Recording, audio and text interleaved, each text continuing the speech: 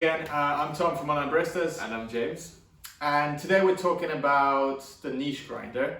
So, Yes. as you guys know, we are having a review series, and we've collaborated with a bunch of different roasters, and we're reviewing their beans. And for that, we need a grinder, right? Yeah, so full disclaimer, Niche were very kind to send us this grinder for obviously the use of this series. Yep. So we've been using this grinder now for a month. Every video that you see coming up and historic, I guess, of the beans that we've tested and showcased for all of you. We use this niche grinder for every single one, just for consistency, but also so that we can really try what this machine claims. Really test it out, yeah. Claims it can do.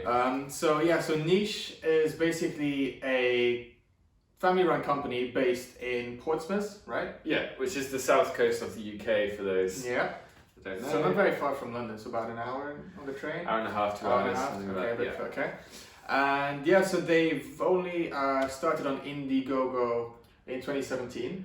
Yeah, I think it was end of 2017, sort of November time was the period when it was backed. So this was an Indiegogo project, like a lot of coffee products are. And they've been doing quite well on there. I think they're massively overfunded, right? Yeah, so they were funded at the time, Yeah. and then they still use the Indiegogo as a way of purchasing these throughout the world. So these are available. Yeah, so they ship worldwide, which is obviously great because we know that lots of you guys are not based in the UK necessarily, but yeah, they ship worldwide. Yeah. How much is one?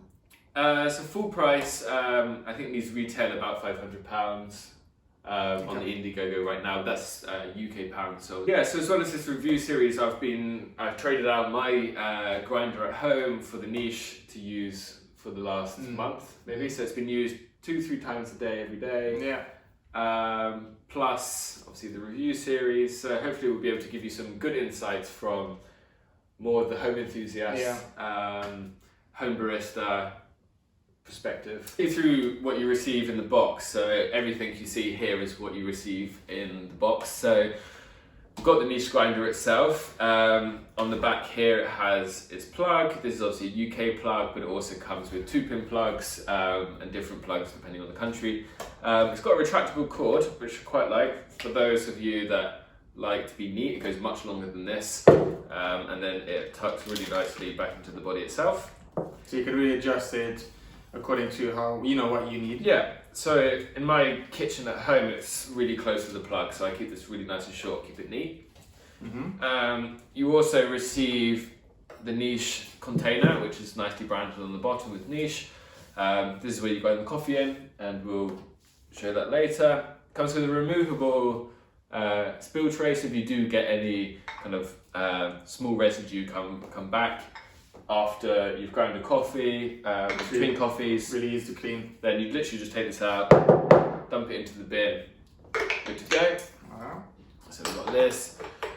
You also have a brush. It looks very much like a pastry brush for those bakers out there. And this is really useful just to kind of brush down the funnel if there's anything that didn't completely go in. Give it a quick clean. That's always good. It's really useful.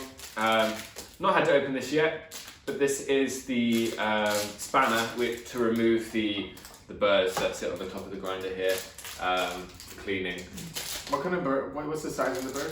So these are 63mm burrs, which are high-grade burrs. They're often found in other machines as well. So they're Mazza-Koni burrs, found in lots of commercial sort of grade machines. So it's like commercial grade burrs within a home grinder setup. And so far I haven't used the machine yet, so that on camera will be my first time using it, which will show you guys how easy it is to just get out of the box, start using it. My helpful assistant here, Tom, has never used the niche grinder. So one thing I really liked about the niche grinder is that straight out of the box, it's really easy to use. That's always good. Almost doesn't need an instructional manual. Yeah. So I thought we would demonstrate how to use it by asking Tom, who's never used it before, to prepare some coffee for an espresso. Yeah. Okay, let's do it. So first of all, you'll need some scales. There we go. Put them on. Right, so make sure that the scales are zeroed. Right, we're good there. Okay. Let's get out some coffee. And right, how much do we want? How much? So let's go for a normal recipe of 18 grams Okay. of coffee. So depending on your preference, this is a normal recipe for a double volume. So we've got 18 grams there, 18.2. Right, that's Probably close. close enough. We take a bean out. There we 18 go. is actually dead on. Perfection. All right. Okay. So that here. So Okay. So we got 18 grams of coffee.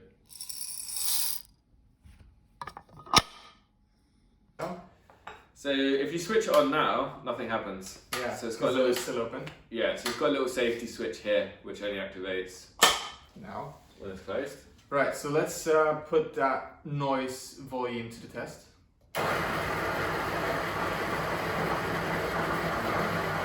Looking good. That's really not that loud. So you really hear that kind of change in pitch when it's done. So it's not Yeah. very loud when it grinds, Mm-hmm. but also you notice when it's finished grinding that pitch changes. Yeah. So you know when we're good to go. And that's Right. now, wow, okay. That smells really good. You said Okay. like, well done. Good job. Right. Let's see what the weight says now. So it's 17.9. Yeah, it's a 17.9. So what we have found over the last month is actually quite similar to other reviews, is that it retains about 0.1 grams. Which is not that bad, is it? It's the best I've ever seen. So Yeah. this is the coffee. It's very clump free, very uniform. Right, so let's talk about some of the dial options that we have on top of here. Yeah, so we showed you how to do it for espresso. We already had this coffee dialed in for the right grind setting. But the nice thing with this is it's a stepless grinder, so it's completely smooth adjustment, analog. It's not going click, click, click, click, click on sort of 9 settings. You've got completely smooth adjustment. So you can really easily go from, say you make an espresso, Yeah, and after that you want to make a filter coffee. sure. Yeah. All you do is you just spin it over into the range of the filter drip. Yeah, so you've got filter, and then upwards towards this course we've found to be quite good for French press, Yeah. cafetiere. So it's got really nice range as well. You know, you can go all the way down to espresso, really fine, all the way up to French press, and it's got that full range Yeah. of grind settings. Yeah, and this has been extremely helpful with all the different coffee beans that we've been, trying over the past few weeks. Because, some of the beans are are better for maybe an espresso, whereas others, you might want to make them a bit coarser. Filter. Yeah, I think it's also really useful. This series has really shown us that if you want a grinder to try lots of different beans, Yeah. if you're someone like myself who likes trying beans from lots of different roasteries, and even within the roastery trying a variety of their different options, it means that you can try lots of that variety without having to purge everything through that might be remaining in the grinder, which can often be a couple of grams, so it's quite wasteful.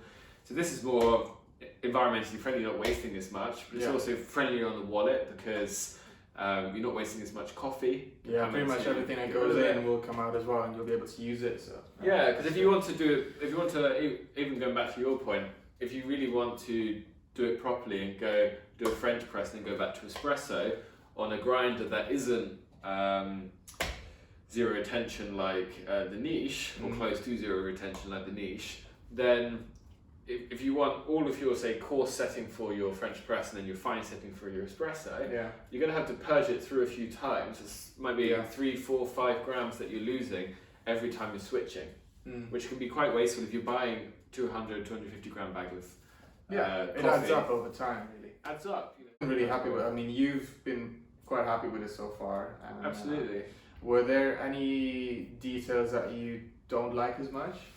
Not really. So for my use, for exactly like we said, someone that likes to try different beans, really useful, or different methods.